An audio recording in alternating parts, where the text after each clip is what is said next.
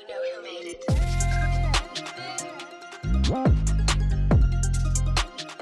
And welcome to the See Me Be Me podcast, Elsa. Thank you very much, Nile and Blair. Great to be here. So, first question we'd like to ask to our guests is, can you tell everybody who you are, what's your background, and how did you get onto the journey that you are now? That's many questions in one now. So my name is Dr. Elsa Zekeng. I introduce myself as a scientist. I sit at the intersection of science, entrepreneurship, and policy. I have a PhD in infectious diseases and global health. I have worked with organizations like the WHO, the European Commission, the UK Cabinet, Prime Minister's Cabinet, and I continue to work with quite a few of these organizations. I've been in entrepreneurship since 2014 with different organizations, and we can get into that later on. And I started on this journey as a scientist, and here I am now collating the words of science, entrepreneurship, and policy. Take us back to the younger Elsa. Who were your major role models like for you to become a scientist? That's an interesting question because I came from a family where my dad is a scientist, my mom is in science, and my sister went down the route of science. And so being in science was almost inevitable. But I always say that in school growing up, there was no moment specifically when I thought, oh my God, I love science so much. It literally was just because I was not good at geography. I could not get history for the life of me. I did not get English lit. So by virtue of elimination, biology came natural to me. Chemistry made sense. And so I went down the science route. So here we are. Even after you obviously went to school, you knew you wanted to do science and went to college. What was the education system like? Sure. So let's take it a step back then. I was born in Leeds in the UK, went back to Cameroon where I grew up till the age of 14, 15. So I went to a secondary school in Cameroon called Our Lady of Lourdes. In Cameroon, it was a boarding school, probably one of the best at the time. It probably still is. And I then left Cameroon at age 15 to come to the UK where I did my A-levels at another boarding school in Reading called Queen Anne's School. The theme here, by the way, is that I was in an all-girl boarding school for 7 years. Clearly, my parents were like, yeah, stay away from the boys. But I think that the theme, actually, which I did not learn until much later on when I was at university, sitting on a panel at the Liverpool School of Tropical Medicine, was that I remember this panel. There were about 4 of us women who were at least at the level of PhD in science.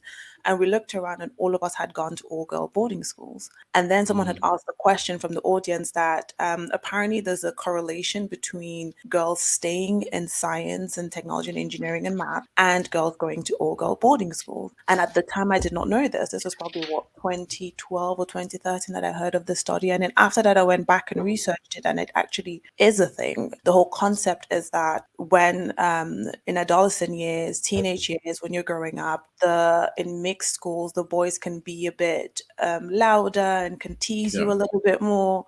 And so the girls might feel a bit more shy or then wanting to stay within the STEM fields. But then obviously when you're in an all-girl boarding school, you don't have that, right? And you're sort of treated equally throughout.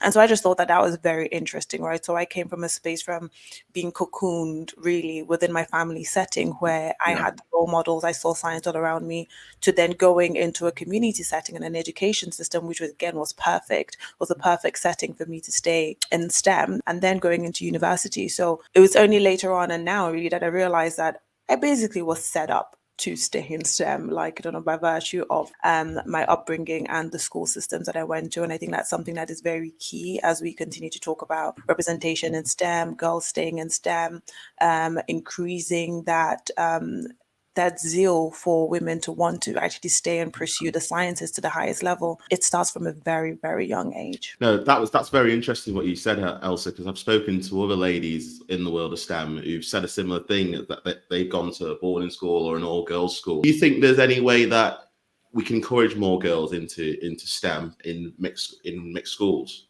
How do we break down those barriers? Absolutely. I think that it's going to be a mixed effort, right? So that could be after school clubs. But then I also think that it's something for the teachers to really just pay attention to, right? Yeah. And just because a girl is not shooting her hand up at the question to answer the question, that does not mean that she doesn't know the answer. Maybe she might know it. Maybe she's a bit timid. Maybe she's scared of, what if it's a wrong answer? The boys will tease me, right? And at that point is the teacher's responsibility to sort of set the tone of the room and make sure that everyone everyone knows that it's okay, and also encourage everyone to sort of come up and speak up. And if there's specific individuals who can constantly are quick to answer, probably give someone else the opportunity, right? So I think it's, yes, we can do a lot of added activities, after school clubs. I'm on the board for the Science and Industry Museum, having to encourage girls to come into the museum and create a safe space for them to be able to share their interests. But I think within the school system, it's setting that tone. I was going to ask Elsa, just as a follow-up, as you're a black woman working in the field of STEM, do you feel that you've had to overcome quite a few barriers to pursue a career in this sector? Sure. I would say that initially I never quite thought about it because, again, as I've said, the whole setup throughout, it wasn't something that specifically crossed my mind. I would say that when I did my BSc, so I did my BSc in molecular biology with a year in industry. And my year in industry, I worked at a biotech company. The whole company, I was the only woman and the only black woman. And I think within the building, I probably was like the only black woman. And by virtue, not even by virtue of that, I would say that some of my biggest allies and mentors have been white men. So I would say barriers, I would not particularly call them barriers. I would probably say I was encouraged. And I think that my attitude whenever I went into work was always, what can I do? How can I learn? And this is not to say that other women don't have these barriers, right? But I think that because of how I was conditioned within my growing up, not being in STEM was not an option, right? I didn't come in seeking the validation or seeking for someone to encourage me because I already had that. And that is a privilege that I understand. It was just looking for allies to support me throughout that process, and I was very lucky to have them. And in terms of where you are today, I mean, you're currently the founder of SökerData. Would you be able to just take us through your organization and why you set it up? Sure. So SökerData is a baby that has been brewing for a long while, subconsciously, and finally is coming to fruition. I think, as I've mentioned, I'm a scientist, and health equity has been the running theme through almost everything that I've done. So from the age of 16, I was working with UNICEF on really increasing communications towards specific diseases. But SökerData, I would say, was born. The idea was born from my PhD. So I did my PhD in infectious diseases and global health. And during my PhD, I focused on collecting biomarkers for influenza A diagnostics. And during my PhD as well, I used samples from Senegal and West Africa and samples from here in the UK, London, and Liverpool. And the whole premise was very much, how does genetics affect the biomarkers that we find? The premise behind that is that at the moment, for genetic research, genetic data from Black and ethnic minority communities come up to about 4%, whilst the rest is very much white European, right? And again, if the data that is being used to create medications, drugs, clinical trials, everything in between is predominantly on over 90% white, right? That means that our genetics are not being represented. And that definitely means that the drugs that are being created puts us at a disadvantage, right?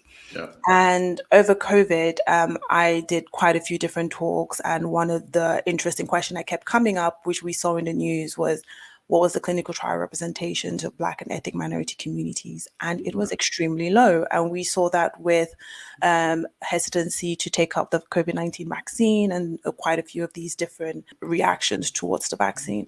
So SökerData is very much set up to increase data collection, increase participation of Black and ethnic minority communities within the clinical trial space. And by that, I mean pulling together that data so that companies that are developing drugs and are developing medications and vaccines can have access to that data when they are creating vaccines, medications, all the rest. We hear that I think we've seen that in recruitment where companies have gone, we don't have access to the data, or we don't know where these people live, or we don't have all of that. And SökerData is very much trying to bring that to the forefront, and also engaging with our communities to really understand the importance of participation in clinical trials. I understand the historical context behind it and our resistance from Black and ethnic minority communities to not want to engage. But it's remembering that as long as we stay out of the engagement, we see that now with AI, we're literally just going to keep getting left behind, because if our data is not there, then AI will be trained on data that is overrepresented of white and ethnic minority, of white demographics.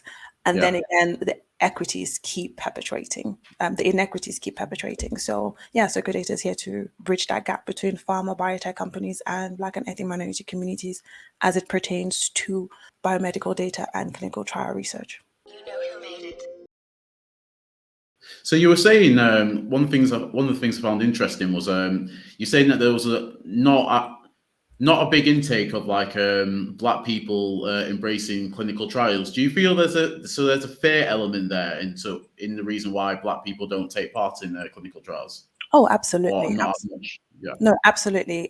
In May 2023, so earlier on this year, we conducted a piece of research that we engaged with Black and ethnic minority communities and understanding trust and clinical trials. And we heard a lot of it, right? And we know that there's a massive fear element, which is in America, you had a Tuskegee experiment. In the 90s in Nigeria, you had a vaccine trial that went on that did not pass the ethical approvals.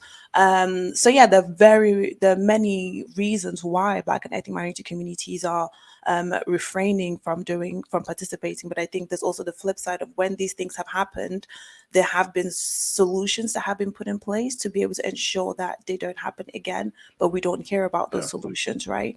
That have been put in place. And so we end up in a situation where we don't trust. There's a massive trust element here. You saw Black communities don't trust the motives, whilst white communities don't trust the competence. And I think that was a very interesting nuance. So with when you came to vaccine development, white demographics were saying, well, the vaccine came out quite quickly. We don't trust how it was developed. So it wasn't that they didn't trust the systems developing it, whilst Black and ethnic minorities communities say, well, I don't trust the motives and I don't trust the systems developing it. They're trying to use us as guinea pigs. There's so many of these statements that were being made. Like, what happens if I have an adverse event? What happens if I have a reaction to it? So it's up to us then to shine the light on it and encourage these companies to increase transparency, but also to engage with our communities, because there are so many diseases that we face that are not being researched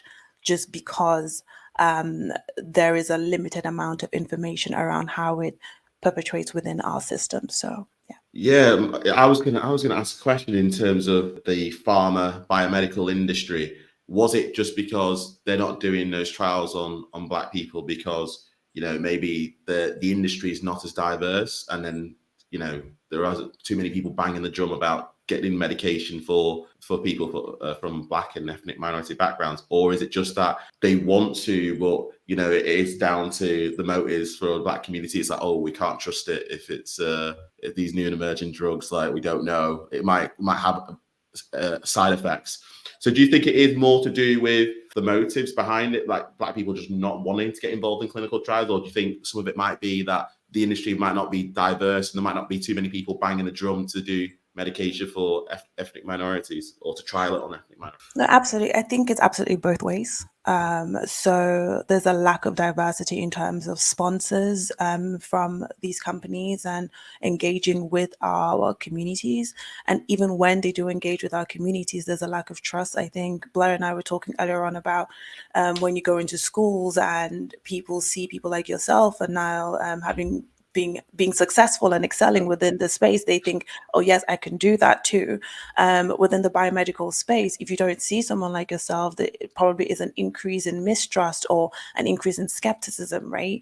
There are several reasons why, there are other reasons why pharma and biotech companies have stated why they've not engaged. Some of them have included that participation takes longer to recruit within our communities. And this is, I think, for reasons like this, you have to probably have an education piece and build that trust over time. They've stated that communities, when you do recruit, sometimes we don't stay on long enough. So there's a higher dropout rate. Now, reasons around that, I'm not too sure of that. But I think definitely there's a lack of sponsorship from our communities. But then also on our flip side, right, from our communities, it's even the awareness of clinical trials, right? There's even, are we aware of what is going on? Are we aware of, if I had God forbid, but if I had a cancer today that was like specific to my genetics, would there be a medication or a clinical trial that I will be able to get onto that might give me a life-saving option? I have heard of medications that have been produced where they're more tolerance for people from Black communities, just because of how the medication was produced.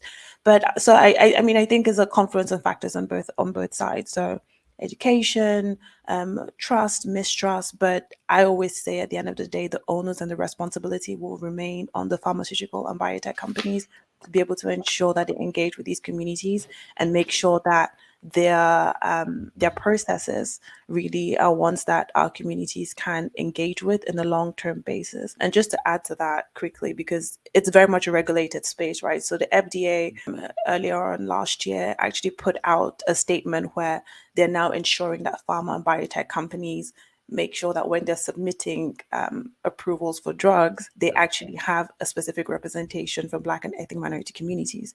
So because that has now come from the top, right, these companies are now having to make those changes internally. So it then goes to show you that trickle down effect in terms of, this is where my policy hat comes in. How are governments ensuring that this trickles down, and then the private sector is ensuring that they're engaging with our communities, and then we can then respond back, and I say we from a community perspective, as to how do we engage with these clinical trials. No, that's fantastic, and it's great to see that starting to evolve and come into shape. But Elsa, I want to take it back, because obviously we've known each other for a long time, especially in the world of entrepreneurship. You're one of the few that grew up from a very early age and knew what you wanted to do. You wanted to be a scientist. You went through the education system, graduated, came out PhD, infectious diseases. You're also now an entrepreneur. Where did the love of entrepreneurship come from? So that came from, well, the love for entrepreneurship. I probably would say, if I have to even take it further back, so my mom is really an entrepreneur because she has a pharmacy in Cameroon. And so as much as she's a pharmacist, so she's a scientist by training, her day-to-day trade is running a pharmacy. So I grew up going to the pharmacy, doing accounts, until today I still hear her on the phone, making sure that everything is running smoothly and her business is not going down to the ground. So perhaps subconsciously that was always in the back of my mind. But personally, I would say it sort of happened by happenstance. It was 2014. I was 9 months into my PhD. I was like, okay, I love science. I do not like academia. What am I going to do with my life? That was basically my question. And so I went through this whole process of trying to understand what it was I was going to do with my life. And I started organizing events. That's literally how it started, engaging with biotech companies locally, and trying to understand how can we as students connect with them and seek careers outside academia. So consulting, medical writing. And I think it was the concept or the notion that because you've done a PhD, you didn't have to do a postdoc, and then you have to become a professor at uni, and that was your track line. That was it or nothing. And I was like, I refuse for that to be my life. So I need to find it out. So at that time, I then eventually started what is called the Northwest Biotech Initiative. And that was the first time I was ever called an entrepreneur. And I remember thinking, what is that? I am just a scientist. I had a co-founder called Catherine, and she was based in the University of Manchester, and she was doing her PhD as well. And we were going down the same track. Over the course of the next 3 to 4 years that followed, we gained sponsorship, and we raised about, under my management, I like to say, under the time that we were managing it, raised about £5,000 £5,500, which at the time was good money considering that we had nothing, and we were just these students sort of trying to figure out what we could do. But then life really happened, which was I had to finish my PhD, right? Like I still had a PhD to do, and I could not run NBI per se as a business, and I also could not drop out because my visa depended on this, on me doing my PhD. Yeah, so that was the first go at entrepreneurship. So I then had to step down from running it, and NBI still runs till today. It's in its 10th year. It's quite wild to think that we started something 10 years ago that is still going. And I think to date, over 30 students have gone on to gain jobs, internships, full-time positions outside of academia. Thank you. And I went up and saw the team earlier on this year and continue having conversations with them and seeing how they can continue developing it. And so yeah, that was the first bit. And I think after that, I thought, oh, this entrepreneurship thing, I like it. Let's see what else we can build. So yeah. I was reading from your bio that you worked alongside the World Health Organization during like the outbreak of the Ebola virus back in 2015, and I believe you had to spend 6 weeks in Guinea? Yes, was it during the outbreak? So could you take us through that experience and like some of the challenges that you faced? I can't believe that's been 8 years now. Good Lord. It feels like it was just yesterday. Sure. So it's 2015. I'm doing my PhD at the University of Liverpool. The lab that I was in specifically focused on respiratory diseases. So we did influenza, Ebola, MERS, and COVID, actually. The outbreak happens. My supervisor has partnerships with Public Health England and the WHO, and the WHO sends out, I guess, a recruitment form, which says that they want scientists who would volunteer to deploy and go out to Guinea and support the outbreak, and that is from a scientific perspective, so diagnosis and all the rest of that. I volunteer and go through this training process and eventually get shipped out to Guinea, where we spend 6 weeks working 12 to 14-hour days, 7 days a week, testing samples for Ebola and malaria. Our biggest fear was that we were going to get Ebola, and that was the whole point, just make sure you don't contract Ebola. I think I was prepared for the physical toll it was going to take on my body. I was not prepared for the emotional toll, because you're literally at the front line. And when I say literally at the front line, our diagnostic lab was again in the middle of nowhere. So you're working in a low resource setting, and it wasn't fancy buildings as maybe you might think in Public Health England. Think literally structures put up in wood, covered and made sure that they're sterilized. And so we were maybe 100 meters to the tent of the people who had Ebola. And so you could see doctors going in and out every day with their hazmat suits, trying to take care of them. You could see when people died and passed away and having to be taken to be incinerated because they could not bury bodies because the incinerator was literally right next to it. So I remember coming out a few times and just throwing up because that emotional toll I was not ready for. But I would say it's an experience that completely changes you. There are quite a few things that I saw on ground that led to me coming back and campaigning for partnership or equal partnership in the global between the global north and the global south, because of quite a few incidents that happened on ground, because we were attacked almost at gunpoint. And at that point we thought, we came out here thinking we may die from Ebola, but it seems like that may not be the case. We might actually get killed, actually killed. So yeah, it was a very, very interesting experience to say the least, but one I would not trade for anything. And it changes you in ways that you cannot come back from. Just going into the success that you've had as an entrepreneur, as being a Black woman working in tech, you've received a lot of praise for some of the work that you've done in your career. Like you've been in the top 50 most inspiring Black voices by Tech Nation, and I believe you were seen as an agent of change from the Northern Power Women as well. So what is it like to be championed by all these big organizations? I think something that I always say, right, is that, interestingly enough, I really don't live for the applause. It's nice, but it's something that I literally go, oh, that was nice, thank you. It's a lovely evening, and it's we all dress up, and you know what the awards are like, guys. Like we've been quite a few of them, right? And it's a lovely evening, it's a nice recognition, and it makes your CV look shiny, right? But I think as for me, it's always been what is the work that you use those awards and those accolades to do. And for me, for each new accolade and each new praise, it's more responsibility for me. It's more so, how am I going to use that to champion the work that I'm doing further, to increase diversity, to increase representation, to hold companies accountable, to hold government accountable?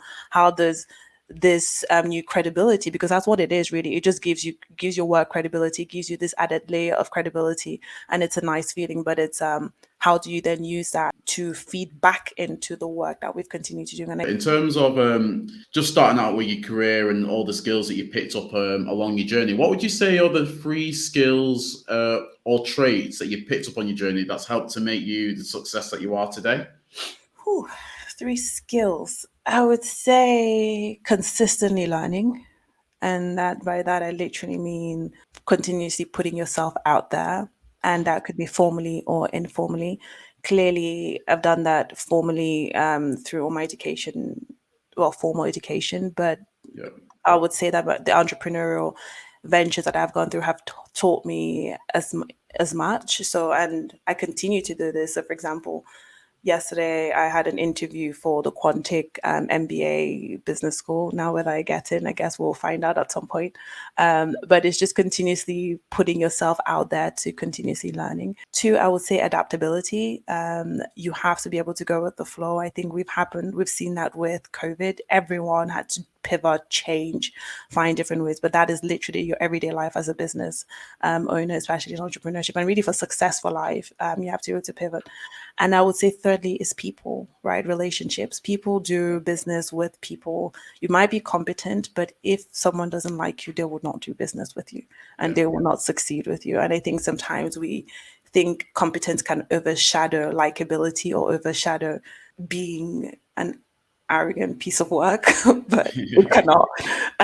So I think it's just being able to build those relationships and leverage your networks and just be a nice person. So Where would you like SökerData to be in the next 5 years? very good question. SökerData will be launched, and in 5 years it will be working with pharma and biotech companies, and you can think of, we can go as big as the J&Js, the Novartis, the AstraZenecas, and being able to support them with access to data in their clinical trial research. Well, not just clinical trial, I keep saying clinical trial, but just preclinical research, and then obviously clinical trial research as well. It would be engaging with communities. I say that the goal is to have over 1 million data points from Black and ethnic minority communities on the platform, so that before any drug or any vaccine is being sent to market, the question in pharma and biotech minds is, has it been run through SökerData? And that is have we included data points from these communities? And then it would have engaged with different communities around the world as well, global majority, as I always say, in engaging, to want to engage with the biomedical space and involved in biomedical data research. We're about to go into the bonus part of the CBBB podcast, where we ask 3 fun questions. Well, Okay. they are fun. One of them's quite serious for me, though. One of them is, and we're going to go into the serious one first, Elsa. And I will be judging you on the answer here. I'm worried. So, should pineapple be on a pizza? No. Absolutely no. That's an easy one. It just shouldn't be on a pizza. So, obviously, in terms of your experience, then, where has been the most interesting place that you've traveled to, and why? Travel to, in terms of experience, I would say Cape Town, South Africa. And I say that because it's such an interesting mix of the culture, the history, the potential, the hopes and dreams that you still see in the context of apartheid and how it's transitioned to what it is to date. Yeah, so I would probably say that's the most interesting place, and that is very much from an intellectual level. So the possibilities are endless. There's so much potential there in terms of the people, the companies, and all of that, entrepreneurship, and even the government sort of supports it to a certain level. From a geographical landscape, I love swimming and I love hiking. It's the best place for anyone who wants to do both, by the way, putting it out there for anyone listening. And also I love wine, so you can do the beautiful wine tours. Yeah, it just has a different feel that I would say that's the most interesting bit. And then the third question I'd ask, if you could have any superpower, which superpower would you choose? Read minds. Oh, why read minds? Interesting. I can change and influence absolutely everything if I know what you're thinking. Can you imagine that you're pitching your business and you can already hear the questions that this investor is asking, and you can changing everything, answering everything on the spot? No, I think I find minds very, very fascinating, right? I'm very much an intellectual person, sapiosexual as well, and I love having these kind of conversations and debates. So I just think it would be very interesting to just sit there and wonder, what is this person thinking? But for me, the personal gain, I'm sorry guys, I'm an entrepreneur, I'm hustling in the streets. I need to be able to see how I can get more money out of investors or out of clients. So yeah, there you go. Would you actually be doing anywhere, or would you just be doing funding rounds every single day trying to get more money? Well, no, of course not. But it's just like the whole Series vibe. A, B, C, D. Here we keep going. Elsa, world's first trillionaire, and everyone's like, "Oh my god, how did she do it?" Brilliant. Well, that's all we've got time for. Thank you so much, Elsa, for being on the See Me Be Me podcast. And if anybody wants to follow you on your journey, where can people go to follow you? Sure. So I'm at Elsa Zekeng on basically all platforms. So Instagram, LinkedIn, it's Dr. Elsa Zekeng, Twitter at Elsa Zekeng. So yeah, follow the journey. And we definitely have to invite you back, maybe in a year's time, and see how everything's going. Absolutely. Thanks, guys. Brilliant. Thanks for having me. Thank you, Elsa. Take care. Take care. Bye. Yeah, bye. Bye.